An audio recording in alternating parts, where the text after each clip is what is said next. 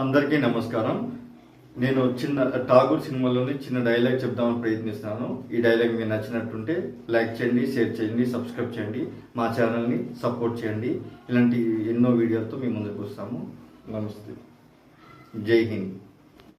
India is the greatest country.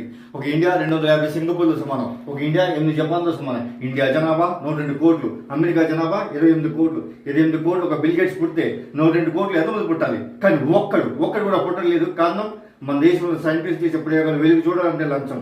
మేధావుల మేధస్సు మన దేశానికి ఉపయోగపడాలని లంచం. అందుకే సార్ భవిష్యత్ బిల్ గేట్స్ మన దేశం పదార్థ వలస పోతున్నారు, అక్కడ రాణిస్తున్నారు.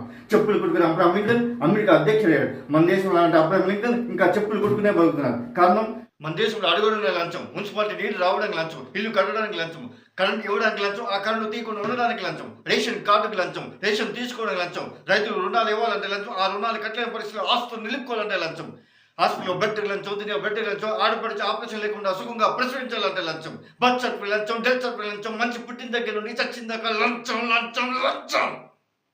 అగ్గిపెట్టే దగ్గర నుండి రైలు పట్టాల దగ్గర అవినీతి నడుస్తుంటే బతుకు రైలు ఏ పట్టాల మీద నడపాలి సార్? అంటే మీ ఉద్దేశంలో లంచం లేకుండా ఏ పని జరగదనా? జరగదు. రిక్షా వాడికి భయం పోలీస్ అంటే, పగటిపూట లైట్ లేదని కేసు రాస్తాడేమో.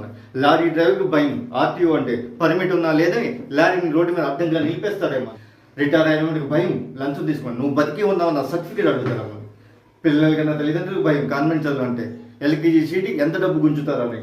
ఇలా ఆటో డ్రైవర్, రిక్షా, కూలీ రోజంతా కష్టపడి సంపాదించిన డబ్బుల్లో ఈ లంచ బిల్లు సగం తినేస్తుంటే మిగతా డబ్బులతో పిల్లం బిడ్డలు ఏమని పోషిస్తారు సార్? వీళ్ళంతా లంచాలు ఇవ్వగలరా? ఇవ్వలేరు. ఇలాంటి వారందరి ఆవేదన చూసే నా గుండె రగిలిపోయింది. అందుకే ఈ ఏసీఎఫ్ను స్థాపించారు. దీని అందరికి కారణం కర్త కర్మ క్రియ నేనే.